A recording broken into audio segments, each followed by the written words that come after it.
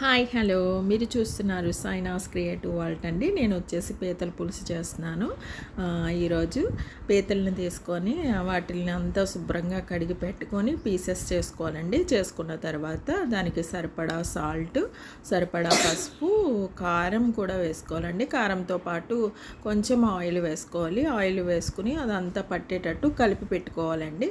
పెట్టుకున్న తర్వాత స్టవ్ వెలిగించి ప్యాన్ పెట్టుకుని దాంట్లో ఆయిల్ పోసుకోవాలండి. ఆయిల్ వేసుకున్న తర్వాత ఒక పెద్ద ఆనియన్ కట్ చేసి పెట్టుకున్న ఆనియన్ వేసి పచ్చిమిర్చి కూడా వేసి అవి గోల్డిష్ కలర్ వచ్చే వరకు ఫ్రై చేసుకోవాలండి. చేసుకున్న తర్వాత అల్లం వెల్లుల్లి పేస్ట్ వేసుకోవాలండి. అల్లం వెల్లుల్లి పేస్ట్ వేసుకున్న తర్వాత మసాలా కూడా వేసుకోవాలండి. ఇది హోమ్ మేడ్ మసాలా.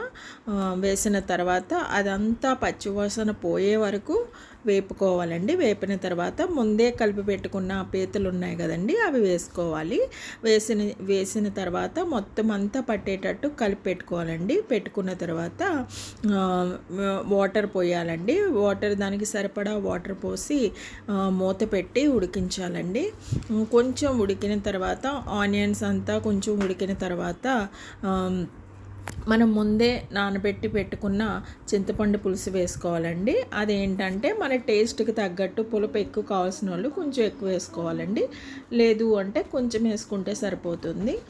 తర్వాత వచ్చేసి అది ఆయిల్ వచ్చే వరకు ఉడికించాలండి. ఉడికిన తర్వాత కొత్తిమీర వేసుకుంటామండి. అంతేనండి, రెడీ అయిపోయింది పీతల పులుసు. మీకు నచ్చినట్లయితే సబ్స్క్రైబ్ చేయండి. Thanks for watching. Thank you.